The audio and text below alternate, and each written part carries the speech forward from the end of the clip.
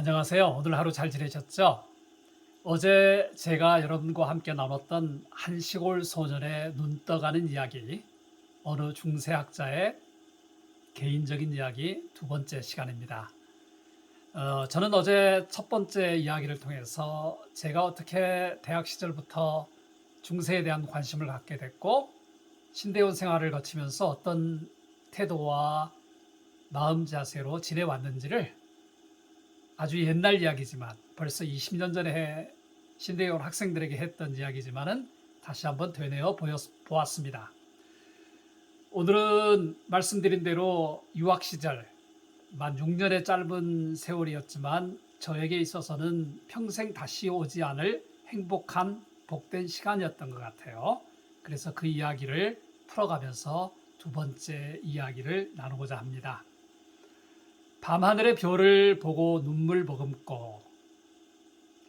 저는 하버드 대학에 만 2년을 있었는데 사연이 많이 있었지만은 저의 2년 동안의 생활을 가장 잘 함축적으로 보여주는 게 밤하늘의 별을 보고 눈물 머금고 지냈던 세월이었던 것 같아요. 제가 만약에 신학을 하지 않았더라면은 이렇게까지 고생을 하지 않았겠지만, 물론 제 개인의 능력의 한계도 있었지만은 신학 분야는 아직도 우리 국내에서 연구하고 학습했던 것들을 제대로 이렇게 쳐주는 큰 학교들이 많지가 않은 것 같아요. 유학이란 자기가 익숙한 모든 것을 어느 한순간에 그만두고 미지의 세계에서 새롭게 인생을 살아보는 기회를 갖는다는 점에서 의미가 있고 가치가 있습니다. 20대 한국의 남성들은 군대 생활이라는 거의 2년 가까운, 지금은 1년 반밖에 안 하지요. 저도 거의 2년 5개월, 27개월을 했던 것 같아요. 그 단절이 굉장히 심하죠. 유학도 어떻게 보면은 국내에서 박사학위를 할 수도 있지만 해외 나가서 박사학위를 한다는 경우에는 기본적으로 몇 년이 걸리기 때문에 국내 생활에 삶의 단절이 생기는 것 같아요. 단순히 그걸 우리가 좋다 나쁘다 할 수는 없지만 말이죠. 물론 여기에는 그만큼 희생이 따르게 마련입니다. 저는 5살 먹은 아들 아이 하나와 아내와 함께 미국 캠브리지, 하버드 대학이 위치해 있는 곳이 매사추세츠 캠브리지죠. 그래서 제가 캠브리지에 도착을 했습니다. 캠브리지가 영국에 있는 줄 알았는데 제가 모르는 사이에 미국에 캠브리지가 생긴 건 아니고요. 당시에 캐나다나 미국은 유럽에 있는 여러 도시들의 이름을 본따왔었죠. 그래서 때로는 캠브리지 같이, 또 보스턴 같이, 보스턴도 사실은 영국에 있는 지명이거든요. 그대로 쓴다든지 아니면 그 앞에 뉴자를 붙여서 뉴 캠브리지, 예를 들어서 헤이븐 대신에 뉴 헤이븐, 이런 지명을 썼던 거죠. 사실 미국에 가기 전만 해도 저희가 알고 있던 미국이라는 것은 할리우드의 갱들의 영화로만 접했던 미국이었죠. 우스갯소리로 정말 갱단 영화를 보면은 도저히 밤에 돌아다닐 수가 없지 않습니까? 밤마다 총부림이 날까 봐서 저희 부부도 큰아이와 함께 캠브리지에 도착을 해서 저희는 이제 하버드 대학의 기숙사로 들어가게 됐는데, 피바디 테라스입니다. 405호실, 지금도 기억이 나는데요. 하버드 대학을 이렇게 가로지르는, 그 바로 옆에 MIT 대학까지 가로지르는 아름다운 강이 찰스 리버인데요. 찰스 강입니다. 강변 아파트에 평생 처음 살아봤습니다. 거기에 도착했는데 정말 무서워서 한 달 동안은 문자 그대로 해만 지면은 집에만 틀어박혀 있었습니다. 나중에 알고 보니까 캠브리지는 대학 도시 아니겠습니까? 보스턴 인근에만 좋은 대학들이 60여 개가 넘는 걸로 제가 알고 있는데 굉장히 안전한 도시였던 거죠. 그런데 이제 선입견이 강했기 때문에 들어가서 한 달 동안에는 해가 지면 나오질 않았어요. 다행히 도착했던 게 7월이었기 때문에 해가 길어서 다행이었지만요.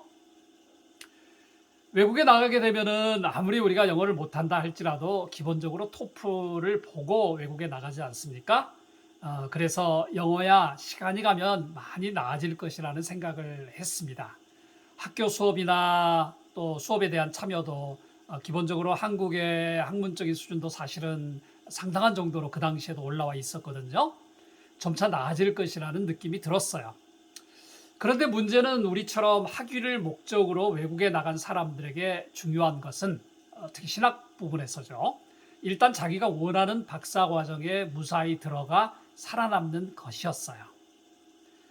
여러분이 아시다시피 기독교 신학 박사학위 외에는 대부분 우리 동료들도 그냥 석박사 통합과정으로 들어가든지 국내에서 석사과정을 하고 외국의 저명한 대학교의 박사과정에 무난하게 들어가는 게 그 당시에도 한국의 상황이었어요. 그런데 신학 부분에서는 유독 한국에서 공부한 것을 이렇게 제값을 쳐주지 않았던 거죠. 더군다나 미국에 가서 보니 현실이 그리 녹록하지 않다는 것을 금방 깨달았습니다. 위대한 중세 역사가가 되겠다는 꿈은 순간 좀 창피하게 생각되기도 했던 것이죠. 대학 진입 이야기가 나와서 그렇지만 저도 자존심이 있었기 때문에 하버드 대학에는 제가 석사과정을 지원한 게 아니고 박사과정에 지원을 했습니다. 박사과정에 지원을 하고 이제 안전한 장치로 뭐 프린스턴이라든지 예일이라든지 이쪽에는 예일 대학은 당시에 STM 프로그램이 있었고요. 프린스턴에 THM도 있어서 보통 우리가 한 4-5개 대학을 서류를 넣지 않습니까? 대신에 저는 이제 하버드 대학에는 박사과정에 지원을 했어요. 뭐 당연히 좀 자존심이 꿀리는 게 싫었기 때문에 그런 시도를 해봤는데 나중에 한참 지나고 나니까 대학 행정 담당관이 저에게 연락을 했어요. 편지를 보낸 거예요. 내용인즉슨 박사과정위원회에서 이렇게 전반적인 서류를 보다가 완전히 리젝트하기에는 떨어뜨리기에는 좀 아깝다. 그러니 너에게 THM을 공부할 수 있는 기회를 주겠다라는 내용의 편지를 담았습니다. 저는 좀 의외라는 생각, 떨어질 것으로만 생각했는데 사실 좀 기뻤어요. 이렇게까지도 배려를 하는구나. 그런데 한 가지가 걸리는 게 있었습니다. 저는 그때 토플 성적이 610점, 15점 정도 나왔던 것 같아요. 그런데 하버드 대학의 당시의 THM 과정은 토플 성적이 620을 요구하더라고요. 그래서 제가 안 되는 영어로 전화를 돌려서 하버드 대학의 행정을 담당하는 분에게 전화를 했죠. 이런 편지를 받았는데 사실은 내가 토플 성적이 그 기준에 맞지 못합니다. 어떻게 해야 됩니까? 라고 말씀을 드렸더니 미국에는 사실 위원회들이 이렇게 유두리가 많이 있지 않습니까? 박사과정 커뮤니티에서 그렇게 결정을 했으니까 미스터 김은 그냥 오면 된다라는 이렇게 말씀을 하시더라고요. 그렇게 해서 사실은 제가 누구나 뭐 한 번 정도나 하버드 대학에 가서 공부를 하고 싶어 하지 않겠습니까? 그래서 저도 그렇게 해서 유학을 가게 되었던 것입니다.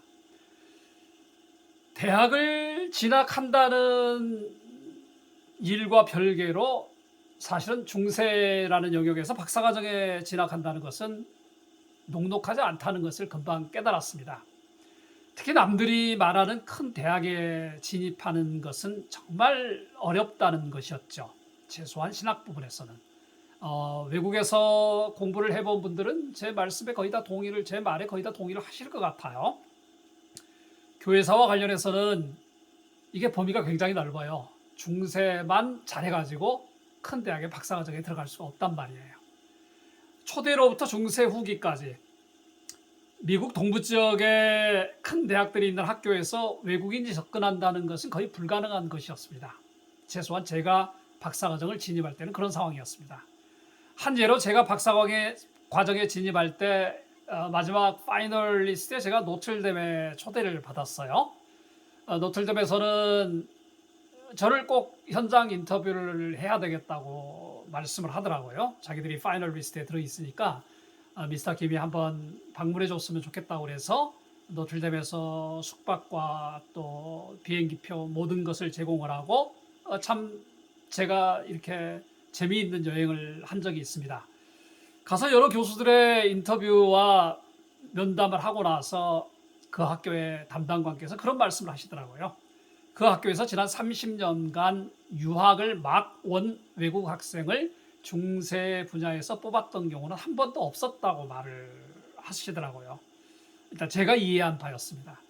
어쩌면 우리 외국인들의 현주소, 저희는 뭐 영어가 서툴잖아요. 아무리 토플 시험을 잘 봐도 영어가 서툰 외국인들, 우리는 F1 비자 홀더라고 합니다. 유학생들에게는 F1 비자가 나오기 때문에 그 한 단면을 적나라하게 보여주는 계기가 된 것 같아서 참 가슴이 좀 아팠습니다.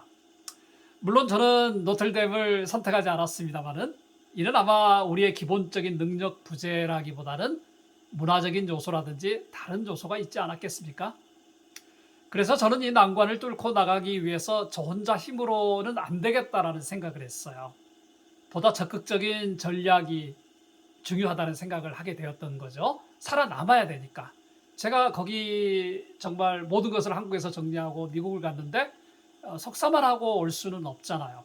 그리고 당시에는 제 자존심이 지금보다는 좀 셌기 때문에 뭔가 된 줄로 생각했죠. 그때는 작은 규모의 학교는 제가 가고 싶지 않았습니다.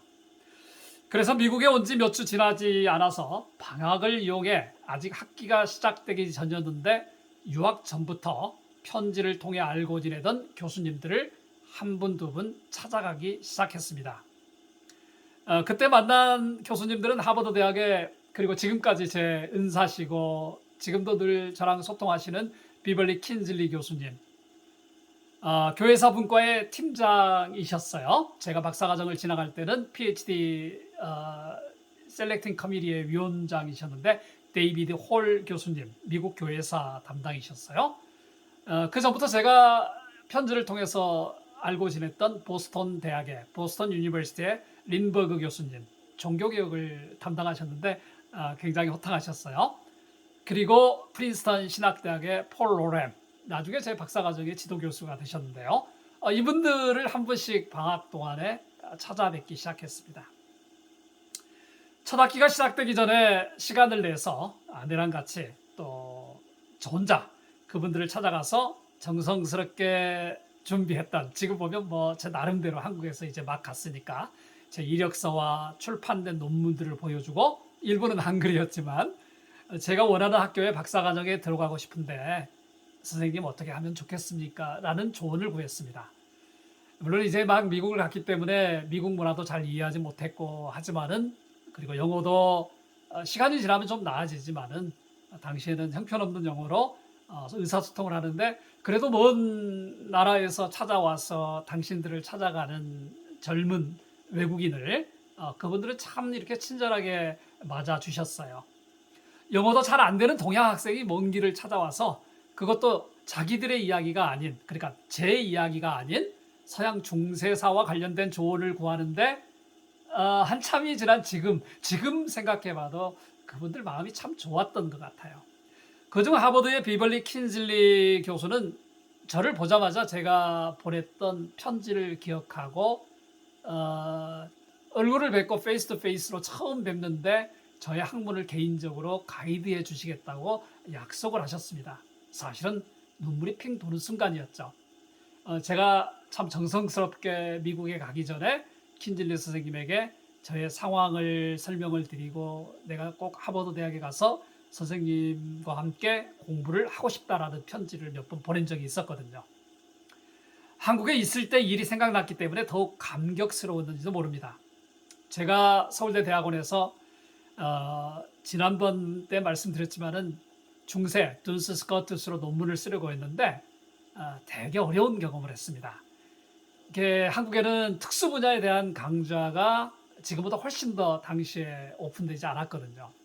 그런데 마침 제가 대학원에 있을 때 철학과에, 또 학부 강좌에 둔스 스코투스로 논문을 쓰셨던 아마도 미스터 팍 박사님이셨던 것 같아요. 박 박사님, 지금 기억에.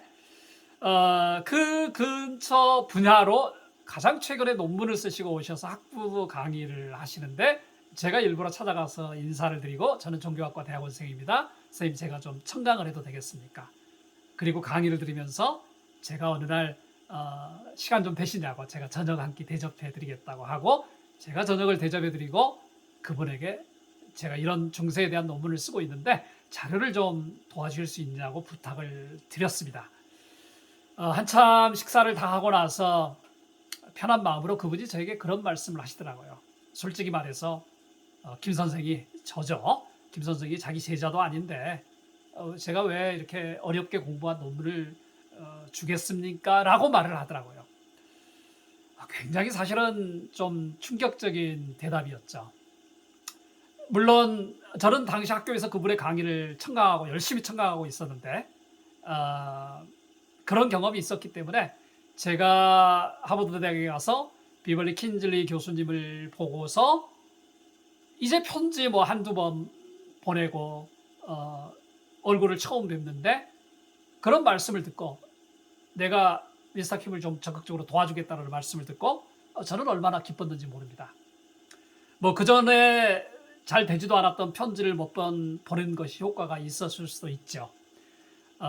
뭐 어느 대학이나 그렇지만 하버드 신학대학에서는 거의 오리엔테이션을 일주일 했던 것 같아요.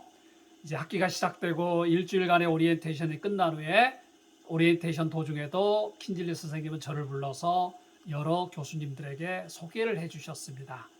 미스터 킴이 중세에 관심이 있는데 굉장히 잘 준비된 학생인 것 같은데 신경을 써주십사 하고 킨즐리 교수님이 다른 교수님들에게 그런 이야기를 하셨어요. 일주일간의 오리엔테이션이 끝난 후에 그 학기에 라틴어를 가르칠 베르트만이라는 저의 친구이자 선생님이 계셨는데 나중에 친구가 됐죠. 강사를 불러서 저를 소개시켜 주시더니 미스터 김을 좀 라틴어를 다시 좀 제대로 가르쳤으면 좋겠다라고 말을 하셨어요. 그 강사에게 저를 수업 시간에 집어넣는 것은 물론이고 학점 수강은 안 하지만은 다른 학생과 똑같이 평가를 해서 킨즐리 선생님 자신에게 보고를 해달라는 말씀을 하시더라고요. 물론 순간 등골이 굉장히 오싹했지만은 제가 돈을 들여서 언어를 공부하기에는 돈이 많이 들잖아요. 당시에 킨즐리 선생님은 하버드 신학대학에 있는 10개가 넘는 언어 어포링이 되고 있는데 그 모든 것을 총괄하는 언어 담당 선생님이셨습니다. 그러니까 당신이 강사를 뽑고 당신이 학생들 언어에 대한 뭐 히브리어에서부터 시작해서 여러 가지 언어들 불어, 독일어 뭐 다 컨트롤을 하시기 때문에 저 같은 학생을 이렇게 수업 시간에 집어넣는 것은 일도 아니었죠. 나중에 선생님께서는 독일어 선생님, 불어 선생님까지 전부 다 저를 이렇게 따로 부탁을 하셔서 제가 수업을 받게 했습니다. 하지만은 반드시 평가를 받으셨던 거죠. 저는 그때 이것이 첫 번째 관문이로구나 하는 생각을 했고 험난한 2년의 과정, 석사 과정을 시작을 했습니다. 라틴어는 매일 아침 9시에 수업이 있었던 것 같아요. 주 5일. 굉장히 진도도 빨리 나갔어요. 휠락책을 저희가 끝내야 했었기 때문에 부교재도 많았고요. 빡빡한 첫 학기 라틴어 수업을 위해 밤마다 손에 단어장을 들고 그것도 영어로 제가 설명을 해야 되니까 눈물을 머금었던 기억이 납니다. 저는 특별히 킨즐리 교수님의 지도에 따라 그분의 모든 수업을 제가 들었고요. 분에 넘치게 박사과정 진입 준비를 하나둘씩 하게 되었습니다. 큰 학교의 교회사 분야는 전공과 상관없이 초대 교회사부터 미국 교회사에 이르는 전 영역을 대상으로 경쟁을 하고 있었기 때문에 사실은 교회사 전 분야에서 준비를 해야 된다는 조언을 일찍부터 듣게 되었던 거죠. 더군다나 미국의 경우에 많은 경우 미국 교회사 전공자에게 교회사 박사과정 학생의 우선권이 돌아간다는 소리도 들었습니다. 사실 우리나라의 좀 안타까운 이야기지만은 한국 교회사를 전공할 경우 우리 교수들이 그 정도의 리스펙트를 할까요? 예나 지금이나 그건 아니었던 것 같아요.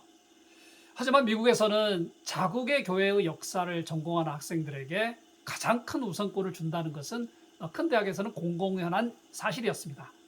그래서 저는 평생 처음 해보는 미국 교회사를 수업을 들었습니다.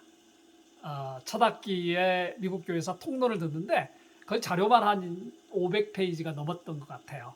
근데 미국에서 큰 대학들이 가르치는 미국 교회사는 우리나라처럼 어떤 교회의 역사를 가르치는 게 아니고요.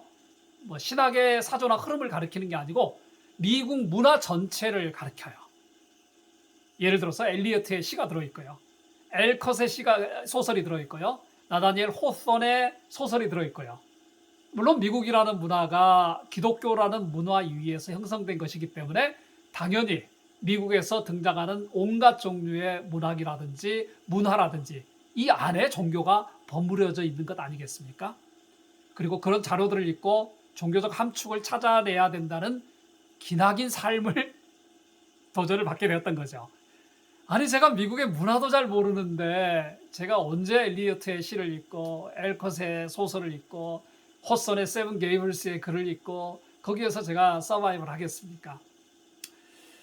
자, 이런 과정을 통해서 저에게 많은 도움을 주셨던 미국 교회사 전공 교수님들도 라이널드 니버의 아드님인 리차드 니버를 비롯해서 굉장히 많은 분들이 도움을 주셨는데 비벌리 킨즐리 선생님은 특별히 저에 대한 1년의 시험을 거쳐서 2년이라는 시간 박사과정을 준비하게 하셨던 거죠. 무사히 제가 원하는 대학에 진입을 하게 되었습니다. 지금 생각해봐도 참 제가 이해할 수 없었던 게 킨즐리 박사님은 교수님께서는 석사 과정에 있던 제가 국제학술대회 그것도 프랑스나 또는 미국권에서 논문을 발표할 수 있는 기회를 주셔나셨고요. 제가 쓴 논문의 초록을 당신이 편집인으로 있는 프랑스의 저널에 실리도록 섬세한 배려를 해주셨습니다. 지금 생각해도 뭘 믿고 저를 그러셨는지는 제가 모르지만 아무튼 제가 복을 타고 났습니다. 결과적으로 저는 제가 나중에 하버드 대학의 박사과정을 진입하지 않는 이유가 시간이 되면 따로 말씀을 드리겠지만은 비벌리 킨즐리 박사님은 교수님은 당시에 언어 담당을 하면서 중세를 가르쳤기 때문에 내부적으로는 박사과정 학생을 받을 수 없는 상황이었습니다. 이게 이제 데이비드 홀 교수님이 나중에 저랑 면담을 하시면서 여러 가지 말씀을 하셨는데 결과적으로 저는 뭐 하버드 대학만 있는 건 아니잖아요. 그리고 미국 같은 경우는 하버드 나와서 하버드를 이렇게 진학을 하는 사람도 선호하지만은 다양한 곳의 경험을 겪은 사람들을 선호한다고 제가 듣고 있기 때문에 저는 다른 대학들에 진학을 했고 최종적으로는 프린스턴 신학대학과 시카고 대학, 노틀댐 유니버시티, 그 다음에 펜실베니아, 듀크에서 5학교를 지원을 했고요. 듀크를 제외한 학교에서 제가 다 파이널 리스트에 들어 있었습니다. 후에 안 사실이었지만 듀크 대학도 밖에서는 잘 모르는 이야기였지만 박사과정 학생을 지도할 중세 담당 교수가 당시에는 부재한 상황이었다고 저는 그렇게 들고 있었습니다.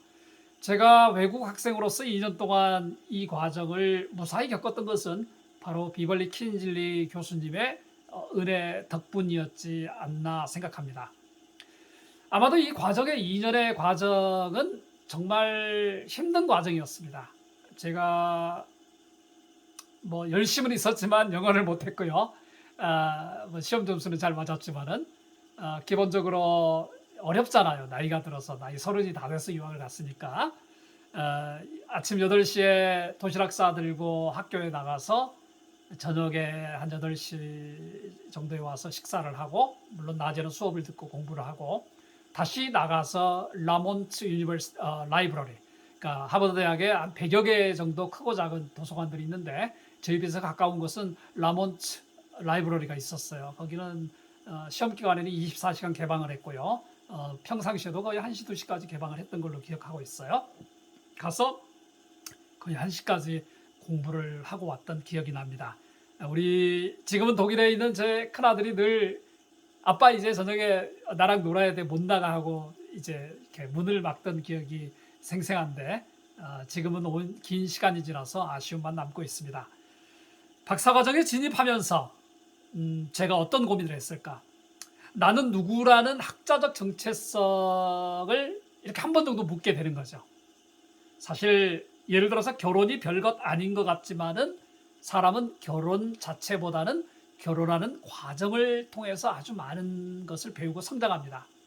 마찬가지로 외국에서 공부하는 동안 석사 과정에서 박사 과정에 지원하고 올라가는 바로 그 순간순간에서 사람이 굉장히 많이 크는 것 같아요. 마음도 졸이고 열심도 한번 내보고 수많은 사람들을 내 필요에 의해서 적극적으로 만나보고 그래서 동료들이나 후배들을 볼 때 석사에서 박사과정에 올라오면서 사상이나 학문보다 근본적인 마음의 자세들이 부쩍 큰 경우들을 저 역시 보곤 합니다. 그러면은 교회사와 관련된 보다 구체적이고 전문적인 질문은 아마도 강의 이후에 여러분의 질문을 통해서 받거나 저보다 빼어난 여러분 교수님들을 통해 여러분들이 배우기로 하고 최근에 학위를 마치고 왔다는 이유, 어제 말씀드렸지만 20년 전 이야기입니다. 그리고 여러분이 한 번쯤은 유학을 생각하리라는 전제 아래 저의 지난 6년간의 유학 생활을 돌아보고 제가 중요하다고 생각하는 몇 가지를 교회사 연구라는 관점에서 말씀을 드리고자 합니다. 가장 중요한 것은 첫째 영어의 문제 아니겠습니까? 특별히 외국인의 경우, 특히 나름대로 신학 기본 교육이 잘 되어 있고 인적 자원이 우수한 한국 출신의 경우 유학 과정에서 개인의 실력이 문제라기보다는 개인이 가진 것을 효과적으로 드러낼 수 있는 언어의 문제가 더 크다는 사실입니다. 내용이야 저희가 책을 읽거나 분석하거나 이거는 저희가 대학원에서 수업을 신대원 가기 전에 들었기 때문에 사실 나름 트레이닝이 된 상태 아니겠습니까? 그런데 제가 알고 있는 것을 설명을 못해요. 제가 기다리다 보면 친구들이 다 끼어들어서 이야기하고 손을 들어도 그냥 시간이 걸리기 때문에 그리고 미국에서 수업을 받다 보면 꼭 한 사람 정도는 선생님도 교수님도 알아듣는데 자기는 못 알아듣는 친구들이 있어요. 아, 미스터 김이 뭐라고 말했어요? 라고 말을 하는 친구들이 가끔 있어요. 때문에 신대원 시절에도 헬라어니 히브리어에 사실 너무 많은 신경을 쏟기보다는 여러분이 만약에 유학을 생각하고 있을 때는 영어와 현대 언어, 독일어나 불어에 대한 투자를 지속적으로 할 필요가 있지 않을까 그런 생각이 듭니다. 어학 능력과 엉덩이를 책상에 붙여 놓는 시간이 정비례하잖아요. 어학이라는 것은 누가 건강한 엉덩이를 의자에 붙여놓고 시간을 보내느냐의 문제인 것 같아요. 어떤 식으로든지 신대원 시절에도 어학에 신경을 써야 됩니다. 기도만 해서 어학이 해결되지 않거든요. 성경 열심히 읽는다고 하나님이 무슨 방언의 은사를 주고 이거는 천년에 한 번 정도 일어날까 말까 한 일이에요. 신학 연구를 위해 외국 유학을 아직까지는 어느 정도 지속하는 것이 현실 속에서 유용할지도 모르겠습니다. 최소한 20년 전에는 그랬던 것 같아요. 그렇다고 너무 겁을 먹을 필요는 없지 않습니까? 미국에 가서 1, 2년 헤매다 보면은 듣고 쓰고 말하는 것이 많이 늘어납니다. 생존해야 되기 때문에 사람은 굉장히 생존 능력이 강하거든요. 쉽게 없어지지 않아요. 어학도 많은 경우 지속적인 습관과 환경 위에서 만들어지기 때문이죠. 다만 어학 때문에 자신이 하고 싶은 공부가 지연되지 않기 위해서는 어학에 대한 지속적인 투자가 신대원 시절부터 중요하다는 것을 말씀을 드리는 것입니다. 가끔은 믿음과 기도만으로 기적이 일어나지 않는 경우가 많아요. 기적은 정말 하나님의 다급한 하나님의 시간이거나 우리의 노력과 우리의 헌신이 극에 달했을 때 신이 도와주는, 하나님이 도와주는 경우가. 그래서 예수님을 믿지 않았던 아시아에서도 하늘은 스스로 돕는 자를 돕는다라는 속담을 만들어낼 정도로 우리는 사실 우리가 열심히 노력해야 된다는 것을 우리에게 보여주고 있지 않겠습니까? 그런 의미에서 신대원에서 영어를 비롯한 어학 강좌를 좀 더 개설할 필요가 저는 있다고 봐요. 언어의 문제 중에서 외국어 문제는 언어 이상으로 사실은 중요하죠. 교회사, 특히 초대나 중세 교회에서 중세 분야에서 박사 학위를 하기 위해서 가장 중요한 것 중에 하나는 언어에 대한 최소한의 이해입니다. 저도 하버드에서 2년 동안에 있는 동안에 킨질리 박사님의 도움을 얻어서 라틴어 테스트를 학교에서 시행하는 시험을 봤고요. 제 졸업장에는 다 라틴어, 불어, 독일어에 대한 성적표가 매겨 있어요. 독일어도 물론 한국에서 했지만은 다시 시험을 봤고요. 불어도 시험을 봤고요. 나중에 프린스턴에 가게 되면은 라틴어 빼고 2개의 어학 강좌를 프린스턴 유니버시티 가서 듣거나 아니면 이제 입학하기 전에 시험을 봐야 됩니다.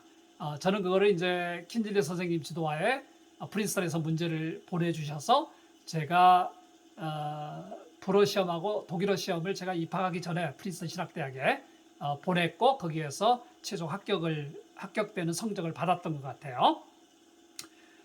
중요한 것은 교회사 연구의 정점이 아니라 이런 외국어에 대한 기본 실력은 교회사 연구의 기본이라는 게 우리를 사실 기죽게 합니다.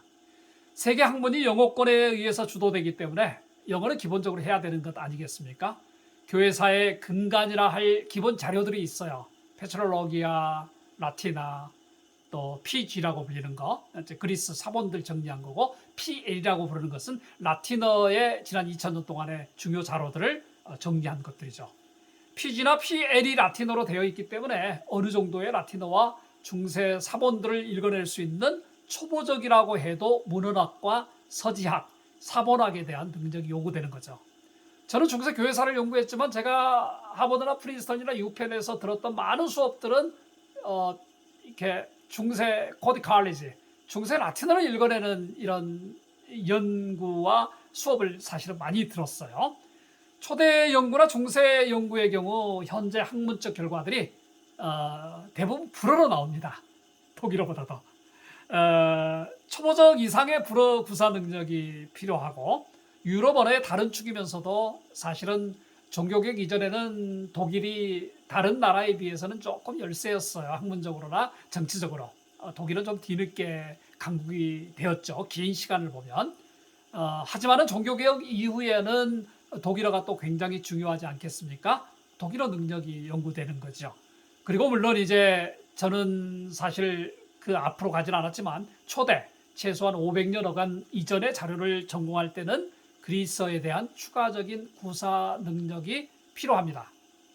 그렇다고 해서 어학을 우리가 완벽하게 할 수는 없잖아요. 하지만 어학이 잘 되어 있을수록 전문 교회사가의 학문적 길드에 그만큼 빨리 들어갈 수 있는 거죠.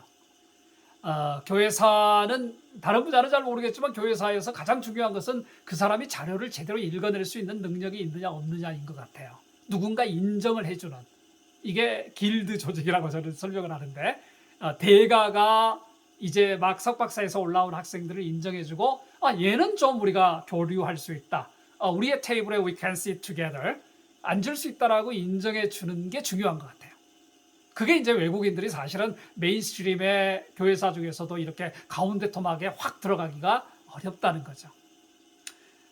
아직도 무궁무진하게 널려있는 교회사 연구 자료들을 볼 때는 최소한의 어학 능력은 필수적인 전제 조건입니다. 제가 프랑스에 갈 때마다 들렸던 오페라 광장 뒤에 있었던 것 같아요. BNP.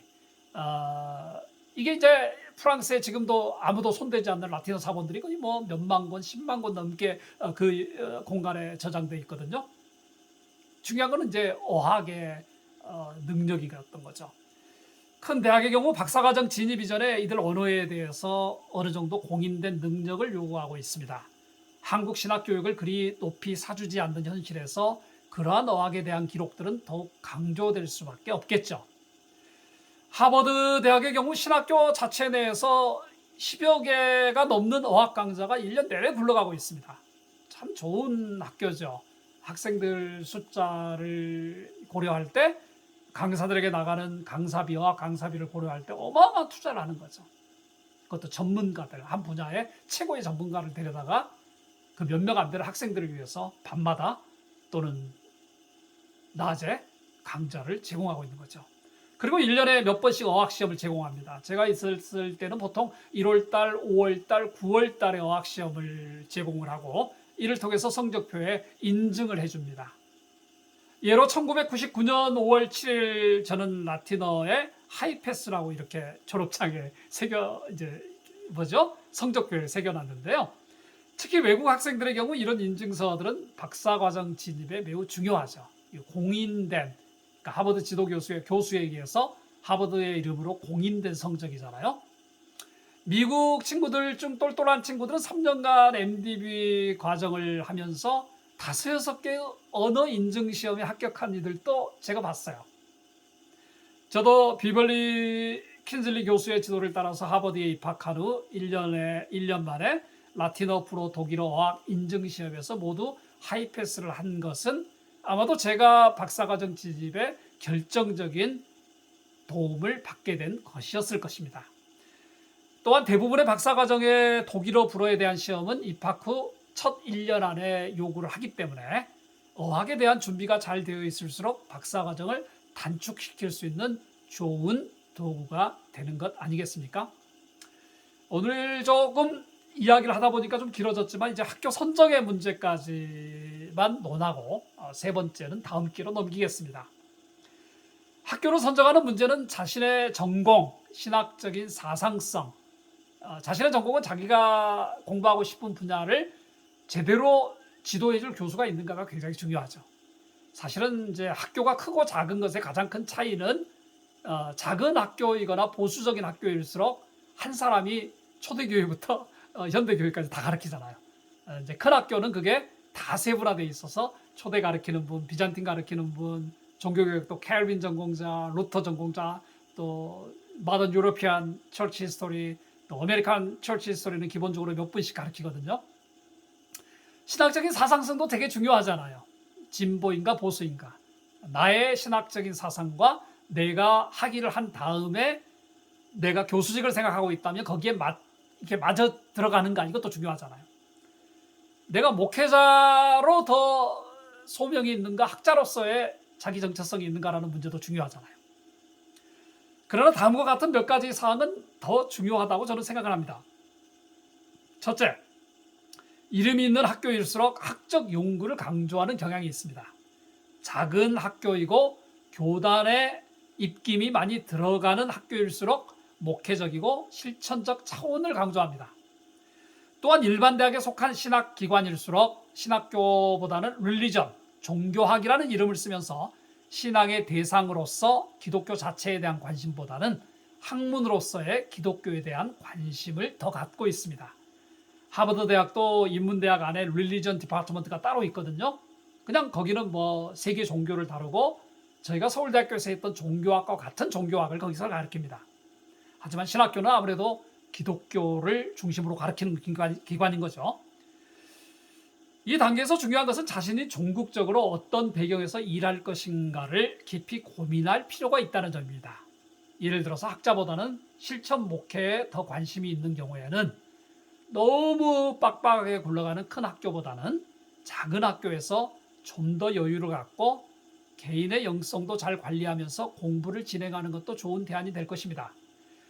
제가 한국에 들어와서 저의 제자들이나 후배들이 가끔 어디로 진학을 해야 됩니까? 라고 질문을 할 때 제가 가장 먼저 던지는 질문이 있습니다. 전도사님, 목사님, 학위를 다 하고 나서 종국적으로 뭘 하고 싶으십니까? 만약에 미국에 경험을 좀 쌓기 위해서 간다면 굳이 어려운 학교에 가서 고생하실 필요는 없습니다.